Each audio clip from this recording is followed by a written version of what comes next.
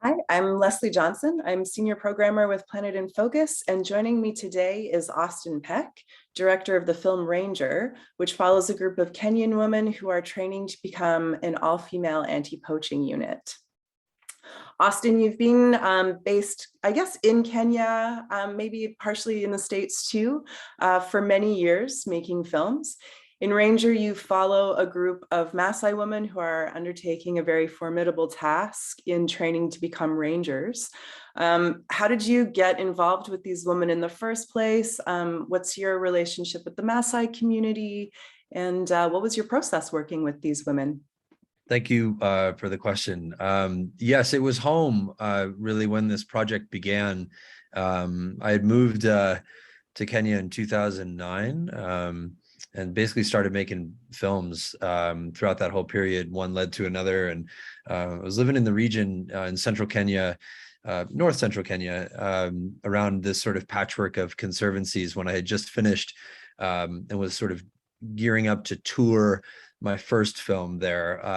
And a dear friend runs the conservancy, of which there are many in the Laikipia area, some state-run, some private, and this one is a private one called Segera, 80,000 hectares, it's giant, that had been sort of left for dead 20 years ago, and they spent the last couple of decades rehabilitating the environment there, and the animals followed, but they're also very interested in progressive forms of conservation that are built for the long run, really. And so by their idea was basically to enlist the women of these communities that surround the conservancy immediately to become the caretakers of it. And in Kenya, the there's a headwind when you want to do something like that, particularly giving women authority, like very armed authority or uniformed authority like that. And it's a very new concept, particularly in the Ma communities. And the women in the film some are Maasai, some are Samburu, some are Turkana. I use the word Ma as sort of the general umbrella for these tribes, which are kind of cousins with each other, Nilotic and nomadic in their histories. And so they're sort of like innately rangers, always have been, the men and the women, and they understand that delicate balance between, their impact on the land and the land's ability to give back. But short answer to your question is that I was living in Laikipia when our friends said, "Hey, we're going to start this program and recruit on this day. You should go check it out and see if it's interesting." And at the very least, we would have had some, footage that could help sort of advocate for the program. But I knew many of the families, and the families knew me. I hadn't met the women who would become characters in the film until that recruitment day. But I knew, a lot of their uncles, a lot of their aunties, and they knew me. And what was your process like working with them? I know, they're sharing a lot of sort of very like deep and personal stories, and I think that it's something that you had probably considered quite a bit. So maybe you could talk to me a little bit about sort of what your relationship was like working with them. For sure. Well, yeah, as you saw, a sort of a portion of the trauma release exercises that were really the sort of backbone of their program. And I think their life for 6 months was highly routinized, and they lived in a dorm together, and that dorm was attached to this room where all the work and the sessions, and even the ranger training, the more tactical stuff, it was like a classroom, meditation room, socializing room, living room. It was just everything happened in that room. And day to day, we would do these. Every day would basically start with a meditation around dawn and some physical workout, and then a group sit where everyone would be in a circle, and anything that you needed to say, it was a time to check in. And I was the only person there who wasn't either a ranger candidate, the facilitator. So I was just, the guy with the camera basically, and myself, I participated in those morning check-ins every day with them throughout that entire period, basically. And that is one of the sort of procedural things that I would do. But it was very fluid, and our lives were really I was living, shouting distance from their dorm in an old cottage, basically. And we were just around each other all the time. And my self and my camera, sort of faded away in time. But we did these check-ins very, very intentionally. And we had guardrails on what we'd shoot and what we wouldn't. And, the facilitator, Shane, was really adamant about that, as thankfully I am too. And, Yeah. that what began to take root was a certain kind of pride in the what was happening. The women were, really wanting to show what they were going through. Which I think, for some audiences that have seen this film, like myself included, it would take a long time for me to be ready to do this kind of work in front of a camera. And they were ready. They were really ready. I don't know if that answers your question. Yeah, I mean, they were overcoming, so much. Life difficulties, poverty, patriarchal attitudes, and the training in and of itself looked very physically and emotionally quite difficult. It must have been quite a journey, and you must have kind of developed a very close relationship with them, following them, on this path. Yeah, I think they saw me very vulnerable too, and they could see me seeing them. That's really like the distillation of what it is to go through that kind of thing and to be acknowledged for it. And I think that's what they were yearning for in many ways, is just to have someone witnessing it and acknowledge their bravery, their strength, their humor, their humanity. And, all of it is kind of, when they leave that environment. And, one of the things I really mourn, and when I watch this film now, is that era is over, like that specialness of their training period, where all of these things were like the code. This is how we live. This is for what we live.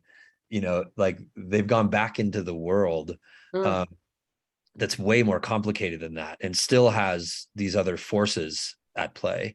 And I just remember the purity of that time, and how healthy everybody felt, and how radiant everybody was, even after some really crazy sessions, the weight of which would hang over you for a day, a week, and like, yeah, I remember the kind of what they'd achieved as a group. And for you, how did you find it challenging as a filmmaker? I mean, you were sort of, I guess you were also the cinematographer for quite a bit of it too. And I mean, it's a very challenging environment and area to work in. So maybe if you could reflect a little bit on what that was like. I think the scary thing that sort of like hangs over you when, a project like this is in front of, under your nose, in front of you, is like, how can you put it in a vessel? How can you put it into 3 acts? How can you, in the beginning, there's a lot of question marks around that. And also, like, how do you guarantee like the dignity and the full portrayal of someone who's bearing all, and that kind of pressure is really, it's super real. And for me, it's everything. And like, I just have to stop what I'm doing for the rest of my life if that wasn't like the goal, or the bar.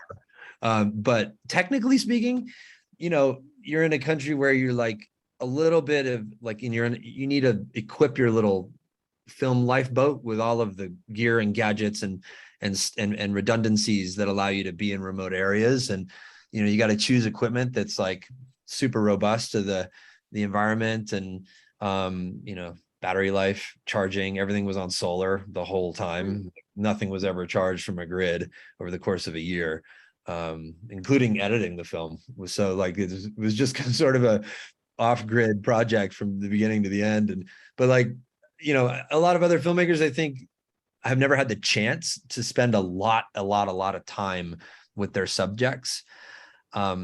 I only know it that way, and have never really been forced to do a film in a month, in 3 months, in 6 months, or something like that. And so I look at that as a real blessing, the fact that you get to sort of just stew in it, for a long, Mhm. long time. And eventually the transformation is so obvious that you have your acts, you have your like very classic story.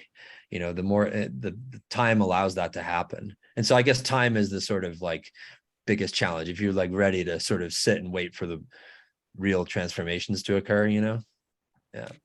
And did these women continue on and working in that program, or sort of what is kind of happening with that? uh, about half of them are still active duty on that conservancy. uh, Three of them have gone on to other conservancies into more specialized roles. One of them has joined the Kenya Wildlife Service, which Oh, is, amazing. yeah, big deal. Mhm. It's a Yeah. lot. I mean, like it's still a very much a man's world, that one, the Yeah. KWS, but they're sort of the pioneers in a much bigger, like, we really, really want to see equity in the KWS. Like, that would be awesome. And that, Mhm. so graduates from this program are making it into the KWS. That's a big deal. And I'm sure they're assets. Two of them have since kind of just gone home to sort of run their shamba, their little farm, and work with the family. And I think possibly being on deployment or being away from their family. And they were actually from communities that are about an hour or two from the conservancy. And so their ability to kind of mother or just be Mhm. present in the community, or even mother their own mothers and fathers, is actually what's Mhm. really happening there. They had to, they couldn't pull it off anymore. But and then one of them has joined a canine unit on a neighboring conservancy, and they needed someone on the dog unit, which is super cool. These bloodhounds. Yeah. Hmm. Yeah, but beyond, I like, they have a real credential that they can take with them into ranger positions or really any kind of work. I think like the fact that they've done this and held that level of responsibility is a real enabler for them to earn a living in a lot of different ways. How did the communities receive this program? I mean, I guess, you kind of mentioned it a little bit, just, in some of the inherent difficulties that it was all female. But I guess I'm also thinking too, a lot of, you did touch on like the poachers, that they're sort of facing off against with, it's sort of the unfortunate reality that many of those poachers, probably didn't want to end up that way, but may Yeah. have come in from the communities, Mm. and this is sort of like a reality that they have. Yeah. So I'm just wondering, yeah, I guess just sort of like how the communities kind of received the program and just sort of like some of the difficulties that they face that way. These communities need work. Like they are, Kenya overall, I could talk on that question for like an hour, but Kenya overall is experiencing this undermining of the rural, like the economies of rural Kenya are really under threat, because prices of things are beyond what they can earn in a rural insular community, right? And so people often leave the families and go into the city thinking, I'll earn more there, send money back, leads to like breakdown of all kinds of things, breakdowns of families. Kids from previous marriages are sort of like chased away. It's like a really, it's a really corrosive thing, particularly for the pastoralist communities. So work is really valued there, whether it's going to the men or the women. So that's like an overarching positive effect of this. Like it's jobs that weren't there before. And so that's a good thing. There are certainly gender roles that are challenged by this. Although this area is a little bit idiosyncratic in that it's like they live in between lots of different conservancies where tourism is abundant, lots of Western people kind of running around, Western landowners. It's a cosmopolitan area in a different way. And so I think they see these things as positive to bring people to the area and to like showcase culture. So these initiatives they make a softer landing in places like this, I would say, than if you went to some of the further reaches of the country um, that don't see the flux really. But within home, many of the women in the film are single moms. And so they didn't go home to a man and his dilemmas. Like they were really just like queens of their castles, you know, Yeah. which is awesome. And the men are hustling hard too, like trying to Yeah. support themselves and their families. But you know, there's a character in this film, this Ruben guy, who it was very hard to convey this in the film, and it was a bit into the weeds, and so it didn't ring clearly enough. But he chose to impose a cost on Damaris's living on this land for the very first time ever, you know, like in her entire life. He's decided, oh, I need to charge this person now because she had a job. And it was a bit predatory. It was Yeah. predatory. And he's like, oh, she's working, she could pay me, you know, and that wasn't cool. Yeah. And so things like that, she was in a pinch, and a bad dude took advantage of that. Yeah. So yeah, definitely like very tricky relations there. And definitely, you know, the fact that they became community liaisons as like a part of that work, I just thought was like a really cool way of just sort of like integrating their values into that kind of sort of like wildlife work. Yeah. So we touched on, you know, I guess what they're up to now, and how the program has continued on. What's next for the film, and what's next for you? The film, we want to see it out in the world. And, you know, we're super, super grateful to festivals like yours, especially with the theme that you have for Planet in Focus. And like, you know, we want to see this approach in conservation spread around the world. Like this can be happening in South America, can be happening in Denver, it can be happening like anywhere. That you need to make stewards out of community members. Like they need to have a stake in it again. And there was an entire era where they were completely denied that. And in its place came a resentment of having been displaced from where their grandmas and grandpas used to like, you know, like support their families and that. And so like back to your point about the poacher, like it's extremely gray for me. It always has been. There's no way I can have any judgment on these guys. I do the same thing in their position. Yeah. You know, straight up. And but the film is we want to see it out there, and we're hustling hard to make that happen. And I have actually, since having been back in the States, kind of locked here initially as a result of the pandemic and not being able to go back to Kenya. I started making a film, a very, very American story, actually, about Harley Davidson. Oh, wow. Yeah. So I've been in Kenya for 12 years wondering, why am I here not making American stories? And it's obvious the answer is I love the place, and it gave me inspiration, and friends, and stories are everywhere. And so it's kind of hard to turn your back on all that if you live there. It's just so stimulating, and I really, really, really do love it. But having come back to the States, I'm like turning the camera onto something I know really, really well, and I was born into. Amazing. Yeah. Well, yeah, thank you. I mean, that's definitely like, I think for me, you know, the sort of themes of like, especially of community-based conservation, just really, really resonated. So certainly thank you for your work in highlighting that. And thank you so much today for joining me in conversation about the film. So much. My pleasure. Thank you so much. And thanks for watching. Cool.